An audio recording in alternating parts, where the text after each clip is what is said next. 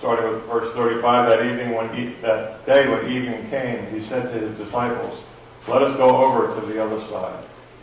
Leaving the crowd behind, they took him along, just as he was, Jesus, in the boat, and there was also other boats with him. Would you pray with me as we open up God's Word?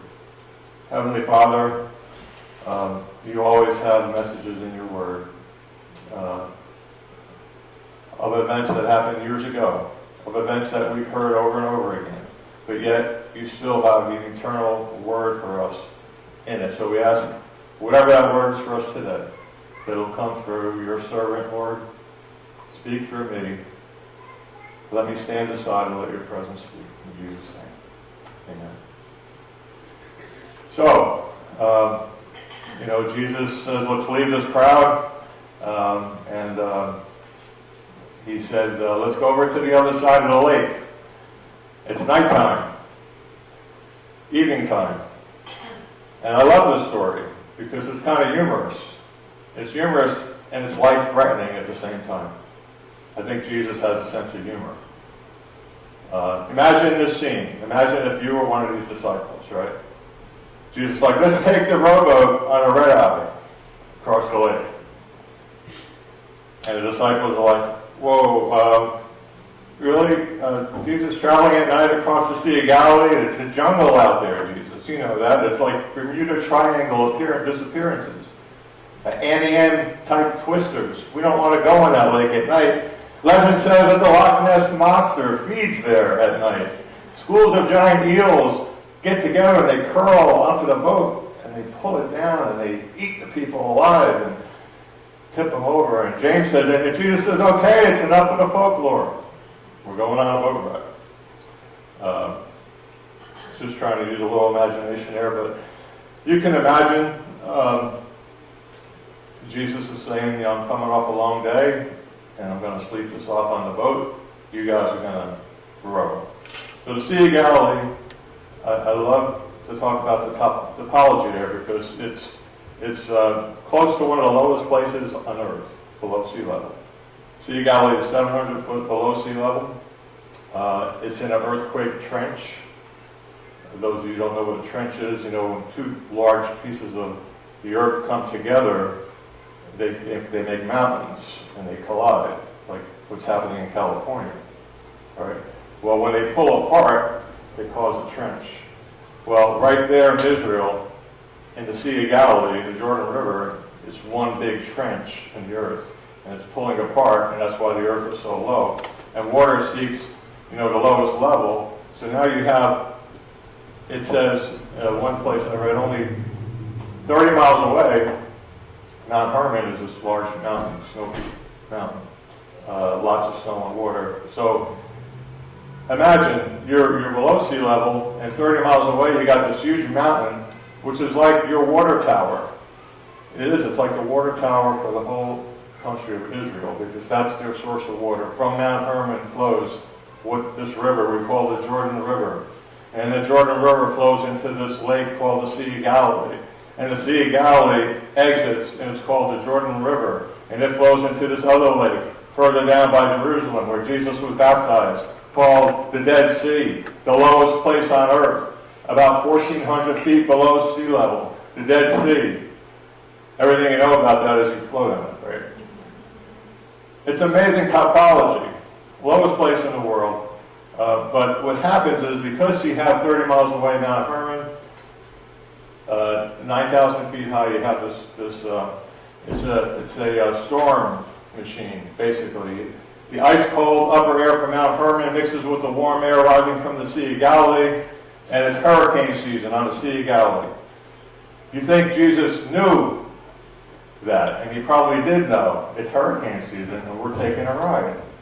That's why it's humorous in one way. That day when evening came, he said to the disciples, let us go over to the other side. Then a furious squall, a hurricane-type wind, came up, and the waves broke over the boat, so that it was nearly swamped.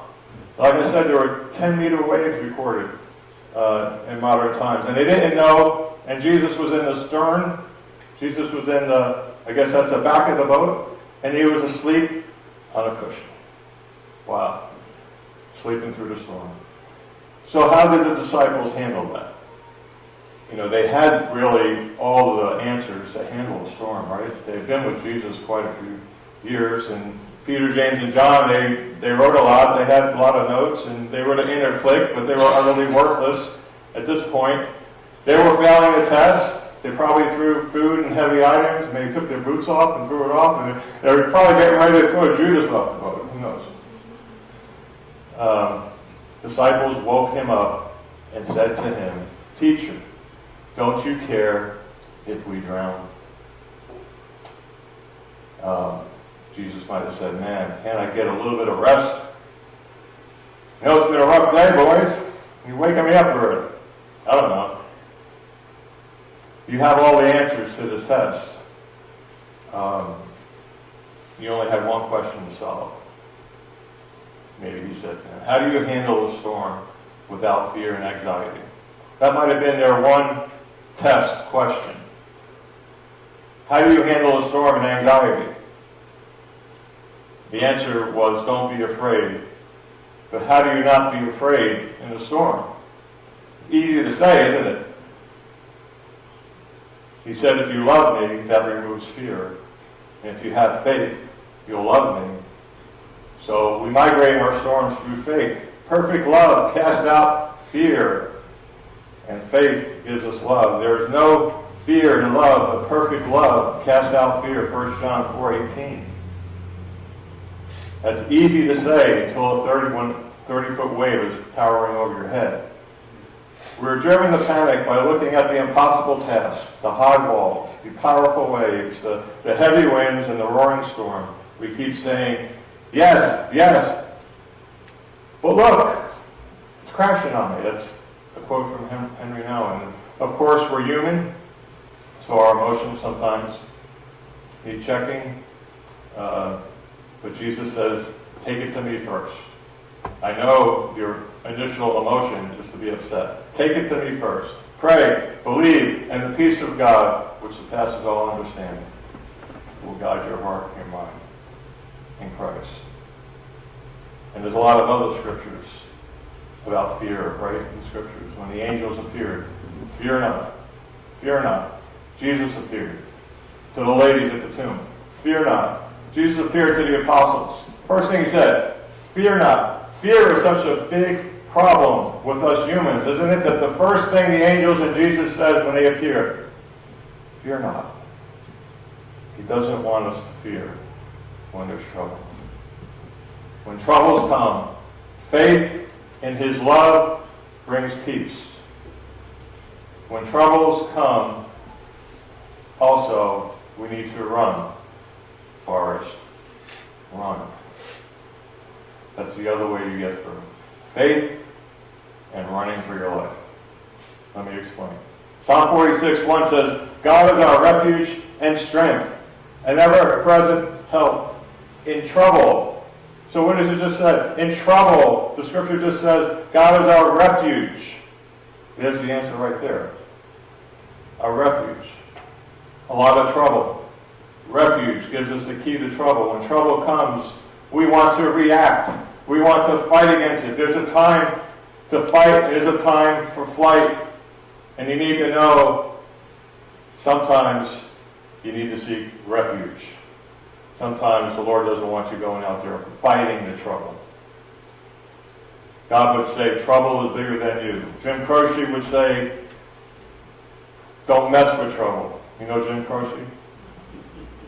Modern 70s prophet in music.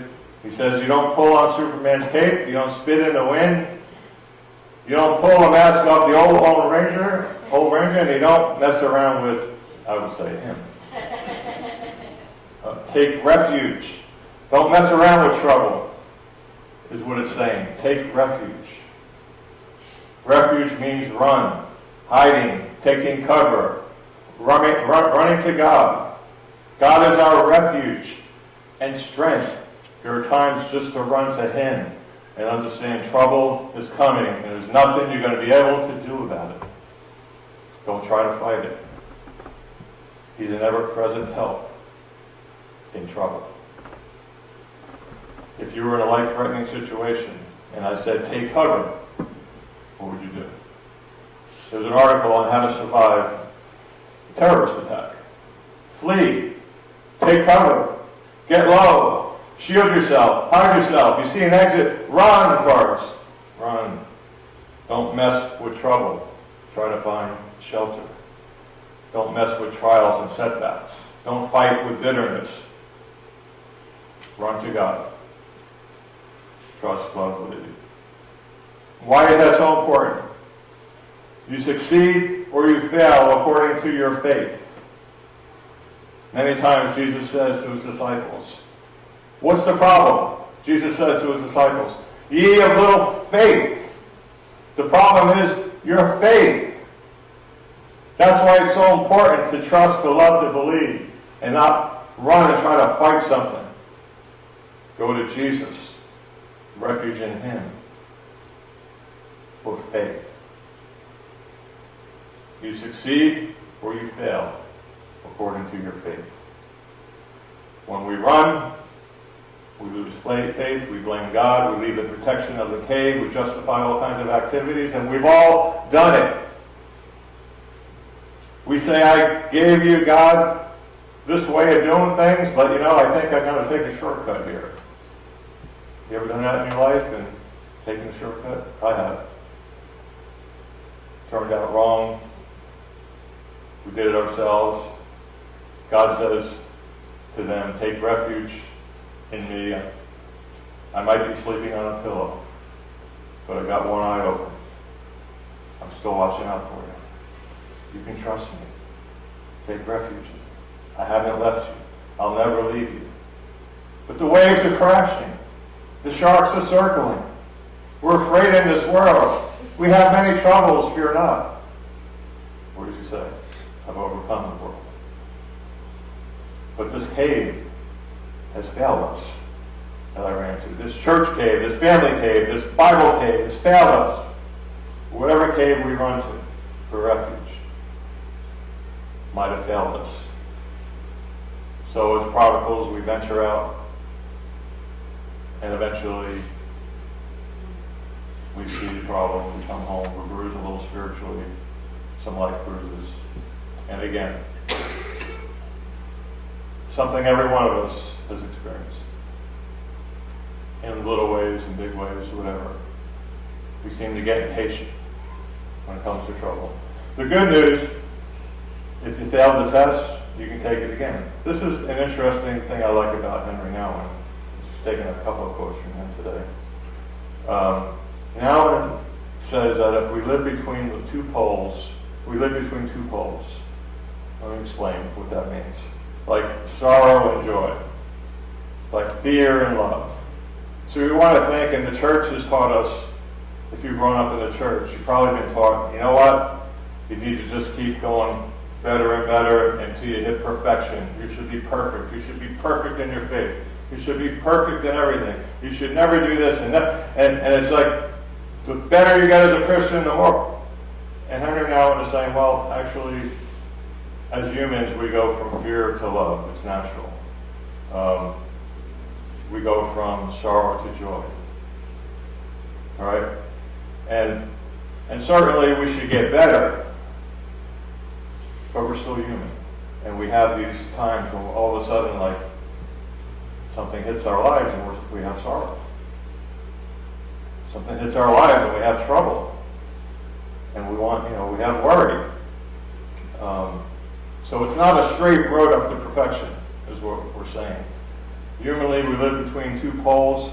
Failure is common to all of us. It's okay as long as you don't give up. As long as you try again. That's the balancing point of this. On one extreme, you can say, you know what?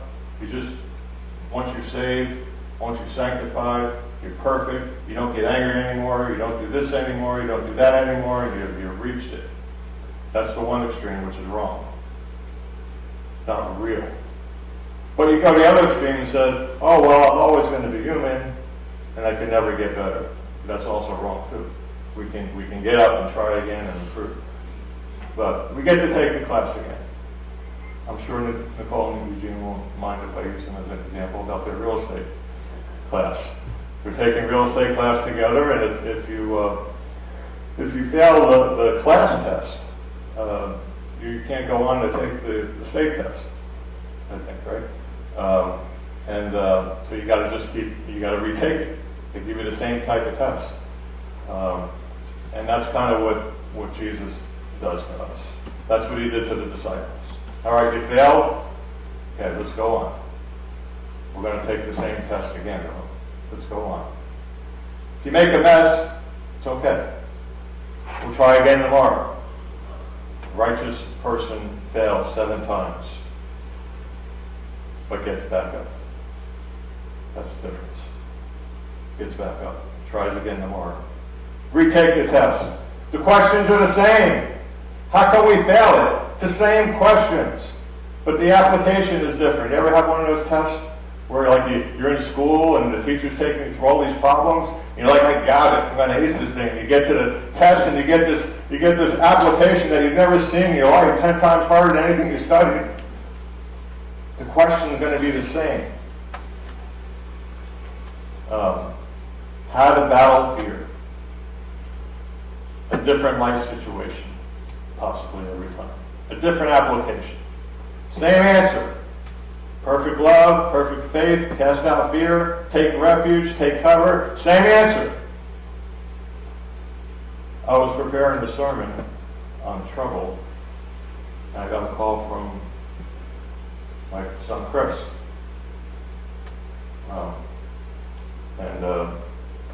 We had just gone to the bank to refinance the car out of my name, jointly with him, into his name alone, to take my name off the title. We had just done that on Tuesday, his blue Civic.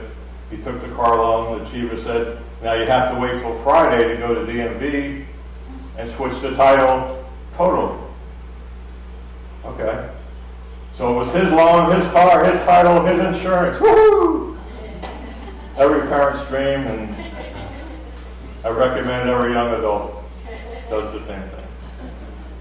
2 hours before we were going to do that, go to the DMV. I get a call from Chris, 7 o'clock in the morning.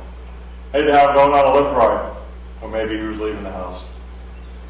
And, okay, so just so you know where I am, because we were going to go to the DMV. 30 minutes later, I get a call from Chris. Dad, well, I was in an accident. Car is totaled.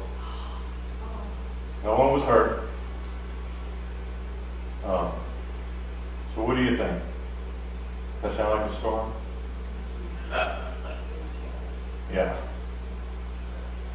First, I want to know, of course, is he okay? Is everyone else okay in the car? Then I want to know, is the car okay? And that was a no. Then I was tempted in my storm. We just paid off the car. He doesn't own the car. That means it's my car that he just got in an accident with. On my insurance. But I managed to stay undercover. I just said, Lord, you're going to have to walk us through this. That's kind of what we have to do in trouble. Of course we're going to react. Of course our emotions are going to come and try to well up in us. So I'm giving you one of my good stories. Okay?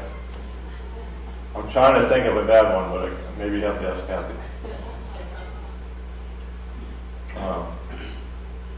I understand that storms make big waves. The storm might be, is somebody parked behind me and I'm late for work? Who's going to move the car? I lost my keys. Those can be storms, right? Dinner's ready and it's getting cold. You guys have been out here 10 minutes in the garage. I worked hard this morning. Those could be storms, right? They're storms just the same. But some of them come up without warning. Kind of like that one on Friday to me. That was like, where did that one come from? And sometimes you get hit without warning. And the Galilean fishermen today. They call these storms sharkia, is Arabic for shark. But God is the shark of sharks. He can handle your storm. He is our God. He, God, verse 39, is our refuge and strength and ever-present help in trouble. Actually, this is from Psalm 46. Ever-present help in trouble, especially in a hurricane or a twister. So in verse 39, he got up, he rebuked the wind, and he said to the waves, "Quiet, be still," like he's talking to some kind of person. Then the wind died down, and it was completely calm. He said to his disciples, "What's the matter for you? Forget about it." It's in there, it's in Matthew. He said to his disciples, "Why are you so afraid? Do you still have no faith?" There's that faith word again. The whole crux of it is a faith. They were terrified. They asked each other, "Who is this? Even the wind and the waves obey him." Now, as we close here, I just want to talk to you about verse 39. They say it uses an exorcism language. The wind is rebuked or censured. And the Greek epitome for rebuke. The word they use there for rebuke in the Greek has been used twice in Mark. Rebuking evil spirits. That's the word Jesus used to rebuke the winds and the waves. Rebuke wave. The same word used in exorcisms. To bring evil power into submission, Jesus rebukes the waves. Quiet, be still, and you obey him. The Greek word for be still, kaphinoso, carries the sense of muzzle. Be still, stay still. Such language is more appropriate, I quote one of the commentaries, of demonic forces more so than inanimate nature. If you have faith, you know Jesus can rebuke a storm like he rebuked a demon. And that's what they're saying in the scripture. The storm obeyed. He gets up, rebukes the wind. It's a demon. Quiet, says to the waves. He says to the waves like a possessed demon in a body in convulsions. Quiet. And the wind and the waves obey. Be still. Disciples failed to believe that Jesus could even calm the sea and wind. So, want to pass the test? Believe. Take refuge. Two things you need to do. What does that mean? Well, because my trouble keeps coming at me every day. You make it sound so easy. Yes. Well, even if you must pray 100 times a day, like St. Patrick did, to get out of his trouble, whatever it takes, don't stop. He'll eventually rebuke the wind and the waves. I had a picture up there. I have a picture of a Rembrandt painting of the storm. And I just decided, I'm just going to look at this picture this morning and kind of meditate on it. And by looking at the picture, Rembrandt captured the peak moment as the boat's going up one of these large waves, and then there's white water crashing on the boat, and half of the disciples are trying to deal with trouble. They're trying to deal with trouble. They're trying to hold the sails down. They're trying to recapture those cords that broke. They're holding on to all this stuff for dear life.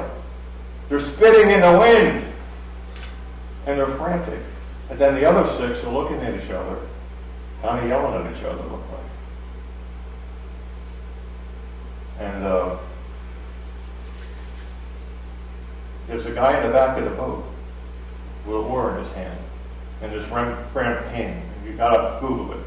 It's funny. It's what I'm saying is humorous. He's asleep. Guess who that is? So, Jesus took them for a test and they failed. He wanted them to believe. Trying to solve trouble without faith. No one got on their knees in that painting. I didn't see anybody on their knees next to Jesus. Jesus, we know you are the God of the wind and the waves. You can do this. I didn't see that in the picture. You can even calm the sea. Thank you for this test. Not one of those 12 did that. Glorify yourself, Lord. No faith, no love, trying to fix their trouble. He said to his disciples, why are you so afraid? When he woke up. Do you still have no faith? Disciples. Why are we so afraid? Do we still have no faith?